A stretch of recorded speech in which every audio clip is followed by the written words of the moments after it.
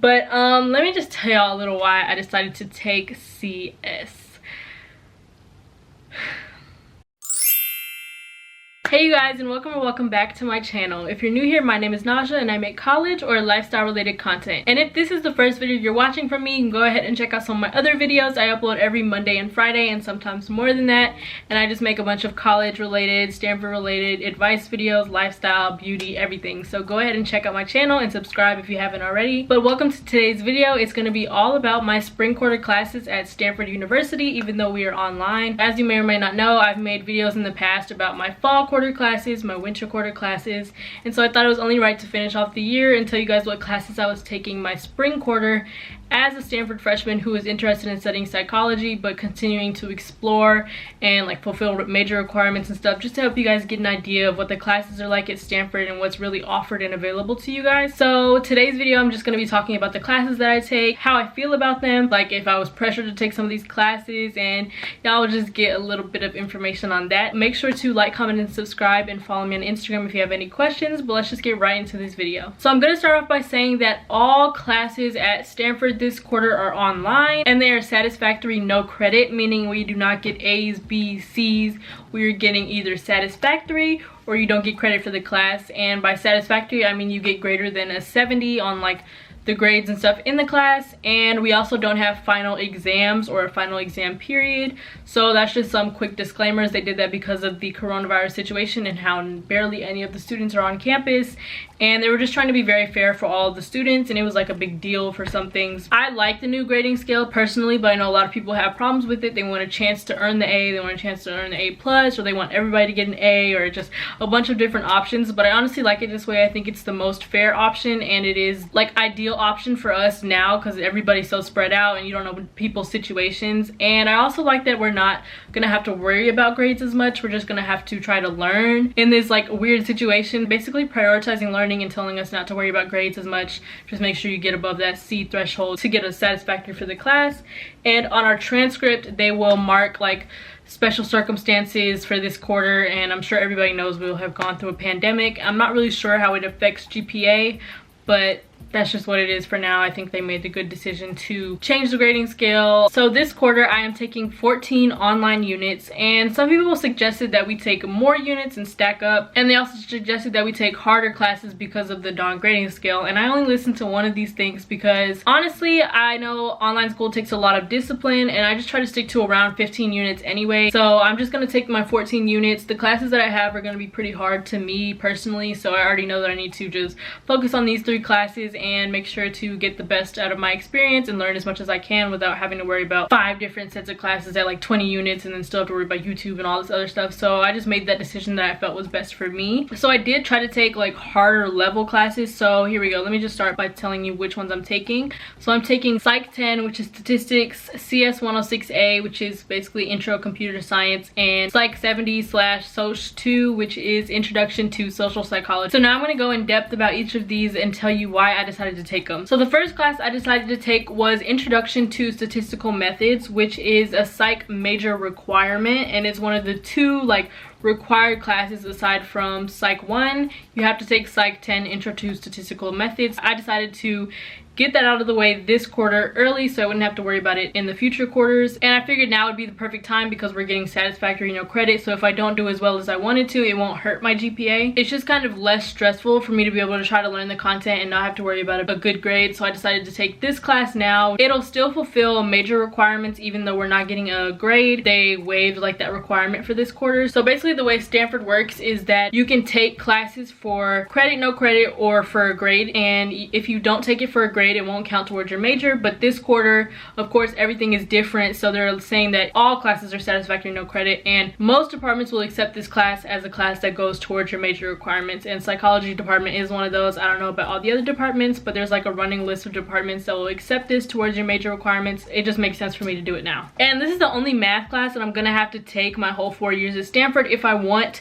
We only need 1 math class to fulfill like 1 specific ways requirement, and Intro to Stats is I think it's the easiest math class at Stanford. That's what I've heard. I'm not taking Math 19, Math 20, 21, 51, any of those classes. I'm not doing it. I just do not like math like that. I'm already struggling in this class, and it's like the 4th class period, so we will see how that goes. But math is just not my strong suit. I'll just be honest with y'all. I'm not afraid to say it. I just really don't like math, and I have a hard time comprehending it, but it is what it is. I gotta take this class and get it out the way, so that's why I'm doing it this quarter. So wish me luck, and I will update y'all on how it goes.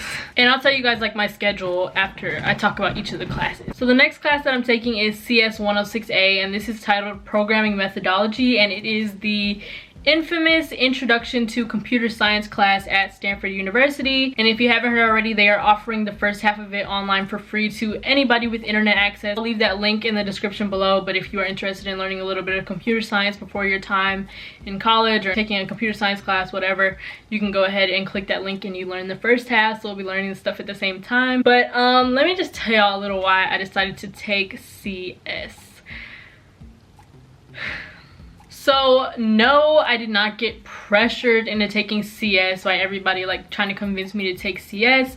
I really made this decision for myself. Of course I wanted to see what all the hype was about, but that's not really why I took it. I took it, one, because I really do want to learn the skills, and I want to try it out as a field of study because I hear a lot of good things about computer science. I feel like it just helps to have a variety of skill sets when you're going into the workplace, and maybe, who knows, maybe I'll really like CS and I'll try to like minor in it or major in it, and then I'll get a job in computer science, which is probably not gonna happen.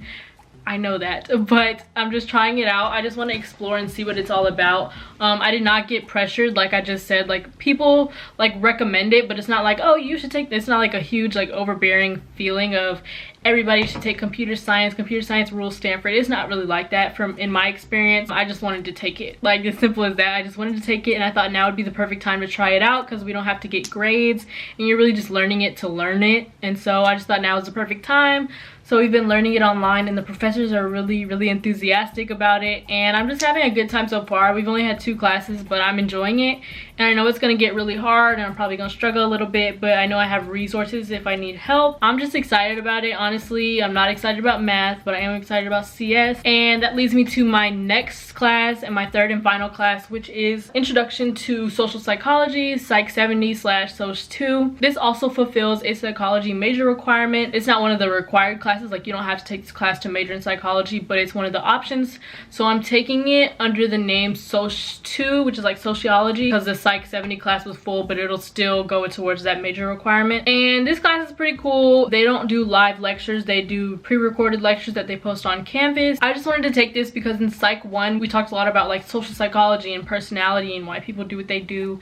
And I just thought it was a really interesting field of study, so I wanted to know more about it. And it's great that it fulfills a major requirement and it's interesting, and I'm just getting to take it. So math is 5 units, CS is 5 units, and social psych is 4 units, so that equals up to my 14 units.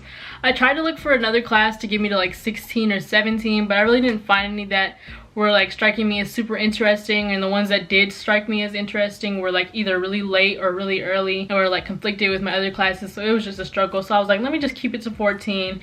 I'll get some extra units later in some other quarter. So those are my 14 units. Now I can talk to you guys a little bit about my schedule. So math was listed as every day from 9:30 to 10:20. Since I'm on the East Coast now, there's a 3-hour time difference, so 9:30 turns into 12:30. So that's really good for me because I don't like to wake up early. So now all my classes are 3 hours later, which is why I didn't want to take super late classes at like 5 or 6 or 7, because those would go to like 10 and 11 o'clock here. Instead of every day, I have math every day from 12:30 to 1:20, except for Wednesdays. So we go Monday, Tuesday, Thursday, and Friday. We get homework and we get quizzes, and we have a final quiz, which is basically a final exam. It's like a final cumulative quiz, so it's not. So we basically have quizzes and one exam and homework every week.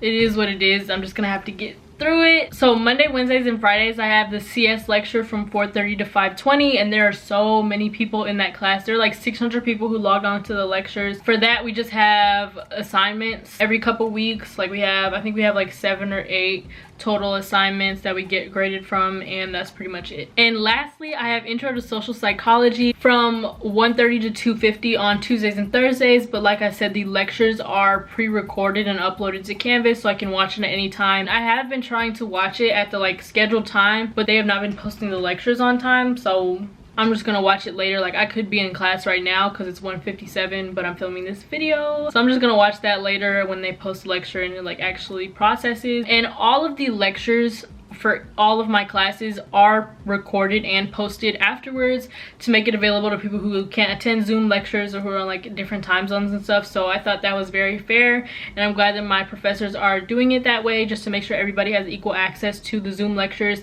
And they're also not taking attendance and not like grading attendance, because that just wouldn't make sense for people who can't attend the lectures. So I think they're handling it pretty well. So if we haven't had any super big like complications, CS really has it down packed. Like this is like regular to them, but everybody, like, we're still trying to adjust and stuff. So it's just a learning experience for everyone. I hope you guys are doing okay in your online classes and adjusting well to it. So those are my spring quarter classes that I'm going to be taking online for 14 units: math, CS, and social psychology. So wish me luck with math. I might need some help, but it's okay. I'm just going to use the resources that we have available to us, make sure to go to office hours, like problem sessions, and get all the help I can get.